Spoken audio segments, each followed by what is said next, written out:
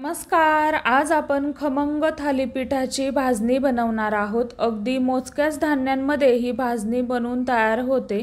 या भाजणीपासून बनवलेले थालीपीठ चवीला अप्रतिम लागते. एकदा नक्की ही भाजणी बनवून पहा, तुम्हाला नक्कीच आवडेल. आजची रेसिपी थोडी जरी आवडली तर चॅनलला सबस्क्राईब नक्की करा.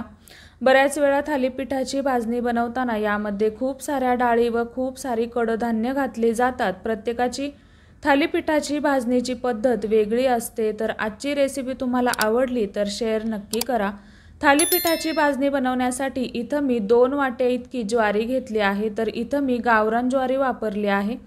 शक्यतो आपल्याला ज्वारी वापरताना गावरानच वापरायची आहे. ती आकाराने थोडीशी लहान असते. तर इथे पहा, ज्वारी मी छान खरपूस अशी भाजून घेतली आहे.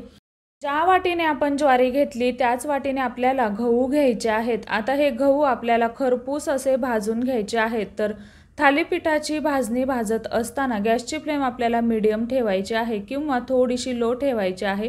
गहू छान खरपूस भाजले गेले, काढून घेतले. आता सेम त्याच वाटीने सपाट वाटी भरून इथं मी बाजरी घेतली आहे. तर ही गावरान बाजरी आहे. तर ही आकाराने छान अशी लहान असते.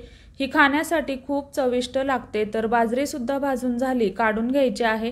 सेम त्याच वाटीने इथं मी सपाट वाटी भरून तांदूळ घेतले आहेत. तर तुम्ही याऐवजी रेशनिंगचे तांदूळ घेतले तरीही चालेल. इथं मी सोना मसुरी तांदूळ घेतला आहे. आता हे तांदूळ आपल्याला थोडेसे खरपूस होईपर्यंत भाजून घ्यायचे आहेत. खूप जास्त डाग येईपर्यंत तांदूळ आपल्याला भाजायचे नाहीत. तर तांदूळ छान भाजून झाले. आता हे तांदूळ आपल्याला ओल्या कापडाने पुसून सुकवून नंतरच वापरायचे आहेत. आता यानंतर सेम त्याच वाटीने इथं मी पाऊण वाटी इतकी हरभरा डाळ घेतली आहे.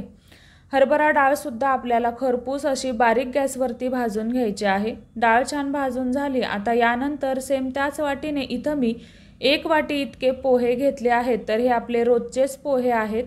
आपण कांदा पोहे बनवताना जे पोहे घेतो तेच आहेत. पोहेसुद्धा आपल्याला बारीक गॅसवरती भाजून घ्यायचे आहेत. खूप जास्त करपवायचे नाहीत. अगदी थोडेसे खरपूस होईपर्यंत भाजून घ्यायचे आहेत. पोहे छान भाजून झाले. आता काढून घेऊया. सेम त्याच वाटीने इथं मी अर्धी वाटी धने घेतले आहेत. तर हे धने गावरान आहेत. या धन्यांना सुवास खूप जास्त असतो. तुम्ही गावरान धने एकदा नक्की वापरून पहा. तर आता हे धनेसुद्धा आपल्याला बारीक गॅसवरती थोडा वेळ कुरकुरीत होईपर्यंत भाजून घ्यायचे आहेत. खूप जास्त करपवायचे नाहीत. आता ही भाजणी भाजून झाल्यानंतर आपल्याला एका परातीमध्ये काढून घ्यायची आहे व ही पूर्णपणे थंड झाल्यानंतरच आपल्याला गिरणीमध्ये दळण्यासाठी द्यायची आहे. यामध्ये मी जिरी व ओवा घातला नाही, कारण आपण सुरुवातीला जर का भाजणीमध्ये जिरी व ओवा घातला तर त्याचा सुवास यामध्ये टिकून राहत नाही. ज्यावेळी आपण थालीपीठ बनवणार त्यावेळीच आपल्याला यामध्ये ओवा व जिरी घालायचं आहे. आपण जे थालीपीठासाठी वाटण वाटतो त्यामध्ये जिरी व ओवा घालायचा आहे. त्याचा फ्लेवर खूप छान येतो. तर कशी वाटली तुम्हाला आजची थालीपीठाची भाजणी? जर का आजची रेसिपी तुम्हाला आवडली तर चॅनलला सबस्क्राईब मात्र नक्की करा व रेसिपीला एक लाईक जरूर करा. या थालीपीठाच्या भाजणीपासून तुम्ही भाकरीसुद्धा बनवू शकता. चवीला खूप छान लागते. धन्यवाद.